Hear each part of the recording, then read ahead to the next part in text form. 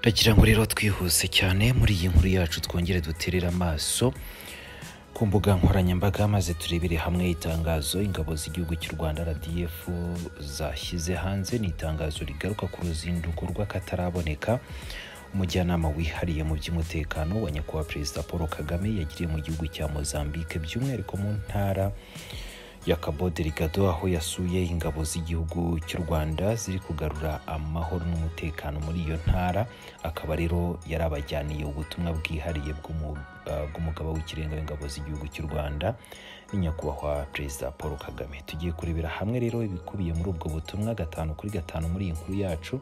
Rero nk'ibisanzwe nongeye kuguha ikaze mu makuru atandukanye tuba dukomeje kugenda tukugezaho umunota ku wundi. Ni amakuru ahanini aba yibanda cyane ku gihugu cy'u Rwanda, kanakwibutsa ko byoroshye cyane rwose gukomeza kuyabonera ku gihe. Ayo makuru yose nta kindi usabwa no kureba hasi handitse subscribe. Ni umujyanama wa Perezida wa Repubulika y'igihugu cy'u Rwanda mu bijyanye n'umutekano, General James Kabarebe, yasuye abapolisi n'abasirikare b'u Rwanda bari mu butumwa bwo kugarura umutekano, ituze n'amahoro mu ntara ya Cabo Delgado iri mu zigize igihugu cya Mozambique. Ni mu ruzinduko General Kabarebe yagiriye muri Mozambique kuri uyu wa gatanu tariki ya 23 Kamena 2023. Ubuyobozi bw'ingabo z'u Rwanda bwatangaje ko General Kabarebe yakiriwe n'uzihagarariye Major General Nkubito.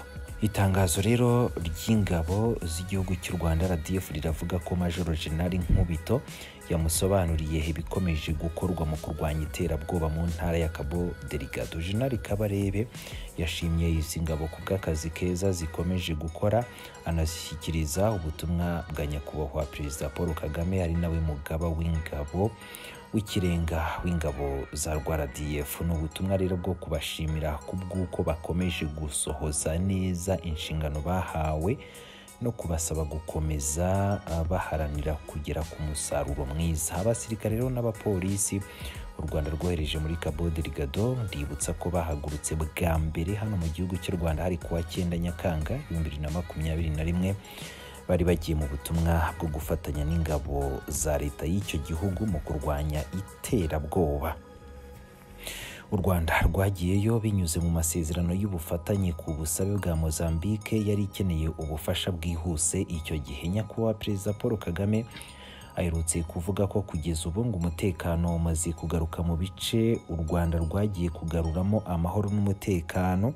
Hari intambwe nini rero imaze guterwa kandi bishimishije kuba abaturage bari baravanywe mu byabo n'intambara bakomeje gusubira mu ngo zabo kandi basubukuye ibikorwa byabo bya buri munsi. Ni umukuru w'igihugu cy'u Rwanda kandi watangaje ko kuri ubu ngubu ibikorwa byo kugarura amahoro n'umutekano muri iyi ntara kuri ubu ngo bigeze ku kigero byibura cya 80% nk'uko aherutse kubigarukaho. Ubwo rero yabazwaga n'abanyamakuru imbere ya mugenzi we wari wamusuye Akayinde Icirema, yabikomojeho rero ati ikibazo rero cyarakemuwe neza, turabona intambwe igenda iterwa mu bijyanye n'umubare munini cyane w'abantu bari baravanywe mu byabo bari kubasha gusubira mu byabo kandi bagatangira ibikorwa nk'uko bikwiye. Ati nibura rero 80% by'ikibazo cyarakemutse, iyo 20% ishobora kuba nto cyangwa se nini bitewe n'igihari bikeneye kuba rero byakemurwa cyangwa se bikavanwa mu nzira. Ingabo z'u Rwanda ziherereye mu bice bya Paruma na Masimbo da Praia, ariko nanone ni mu gihe humvikanye aho ibyihebe byisuganyirije zivanga noneho cyangwa se zigafatanya n'iza Sadeke maze bakajya gusenya ibirindiro by'ibyo byihebe. Ni nyuma y'imyaka igera kuri 2 yonyine ingabo z'u Rwanda zigeze mu ntara ya Cabo Delgado, kuri ubu umutekano wongeye kuboneka ndetse abaturage hafi ya bose basubiye mu byabo. Ngayo nguko rero mu by'ukuri gira ngo uriyumvira ko General Kabarebe yasuye ingabo z'u Rwanda ziri Cabo Delgado muri Mozambique. Reka rero n'ubundi muri iyi nkuru yacu twongere twumve nyirizina icyo u Rwanda ruvuga ku bijyanye na raporo ya Loni iherutse kujya hanze. Ni raporo igaruka ku mutekano muke ubarizwa mu burasirazuba bwa Repubulika Iharanira Demokarasi ya Kongo. Ni raporo itaravuzweho rumwe mu by'ukuri, ni nayo mpamvu rero ugiye gukomeza wumva byinshi bikomeje kugarukwaho birimo n'igisubizo cy'igihugu cy'u Rwanda, dore ko u Rwanda rwagize icyo ruyivugaho. Reka byose ukomeze ubikurikira muri iyi nkuru yacu. Leta y'u Rwanda irahakana ibirego byo gushyigikira umutwe wa M23 bikubiye muri raporo y'itsinda ry'impuguke za Loni kuri Repubulika ya Demokarasi ya Kongo. Mu itangazo yasohoye kuri uyu wa kane, leta y'u Rwanda iravuga ko ibyo ishinjwa muri iyo raporo bishingiye ku bimenyetso bidafatika ndetse n'amakuru atizewe. Ku rundi ruhande, leta y'u Rwanda iremeranya n'ibyo iyi raporo ivuga kuri leta ya Kongo. Eric Bagirubusa. Itangazo ryatangajwe n'ibiro by'umuvugizi wa guverinoma, leta y'u Rwanda iravuga ko iyi raporo ishimangira intambamyi ikomeye umutwe wa FDLR ushyigikiwe na leta ya Kinshasa uteje, cyo kimwe no gukomeza kwiyubaka kwawo ugamije guhungabana umutekano wa Kigali.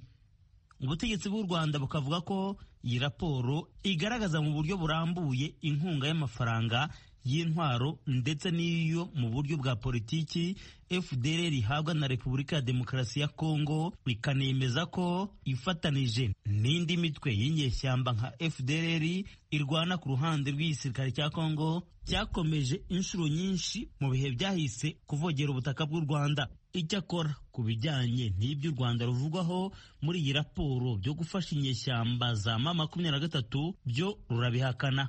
Ruvuga ko iyi raporo yashingiye ibyo ruvugaho ahanini ku bihamya bikemangwa ndetse n'isoko zitizewe zigamije gukwirakwiza ibinyoma ko ubutegetsi bw'u Rwanda ari bwo bukwiriye kuryozwa umutekano muke n'ibindi bibazo by'imbere mu gihugu biri muri Kongo. U Rwanda kandi ruravuga ko igisubizo rwatanze ku birego bishinjwa igisirikare cyarwo cya RDF bitagaragara muri iyi raporo. Mu isoko u Rwanda ruvuga ko zitari zo kwizerwa impuguke za Loni zifashishije muri iyi raporo harimo iya leta ya Kongo, abahoze mu mitwe y'inyeshyamba, abagize imiryango ya sosiyete sivile ya Kongo barurwanya, hamwe n'abo mu ihuriro ry'imitwe y'inyeshyamba rya Wazalendo bafatanyije n'igisirikare cya Kongo. Mu itangazo ryayo kandi leta y'u Rwanda irashinja iyi raporo y'impuguke za Loni kwirengagiza umuhate wo gushaka amahoro ku bihugu byo mu karere bishyigikiwemo na Loni. Ruvuga ko yirengagije ibikorwa byinshi bya leta ya Kongo byo kuvogera ubusugire bw'u Rwanda. U Rwanda kandi ruvuga ko iyi raporo idaha agaciro gakwiriye akaga k'itsembwa kugarije abanyekongo bo mu bwoko bw'abatutsi, ahubwo igahindukira bashinja ko ari bo ubwabo bitera iyo mibabaro.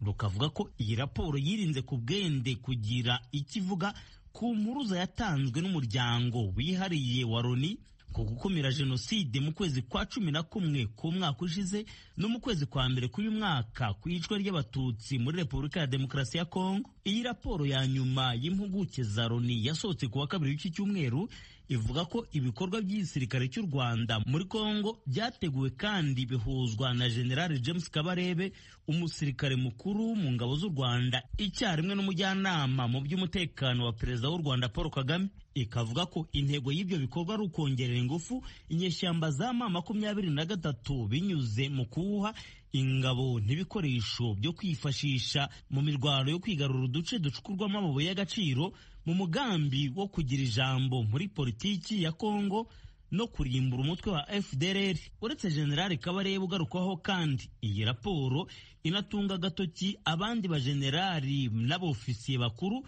mu ngabo z'u Rwanda ku kuba ari bo bayoboye ibikorwa bya gisirikare by'ingabo z'u Rwanda ivuga ko zirwanira muri Kongo ku ruhande rwa M23.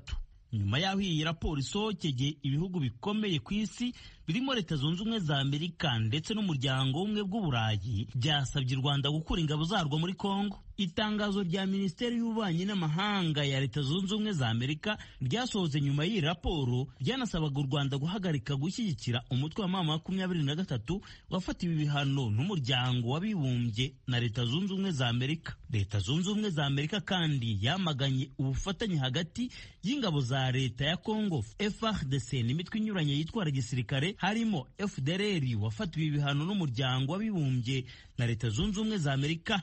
Muri iri tangazo, Amerika ivuga ko isaba ishimitse ko leta ya Kongo yahagarika imikoranire n'iyi mitwe vuba na bwangu. urakoze Eric bagira ubusa. Leta y'u Burundi iri mu biganiro byo kunagura imigenderanire hagati y'icyo gihugu n'umuryango umwe bw'Uburayi. Burundi buremera ko hakiri intambwe nini yo gutera mu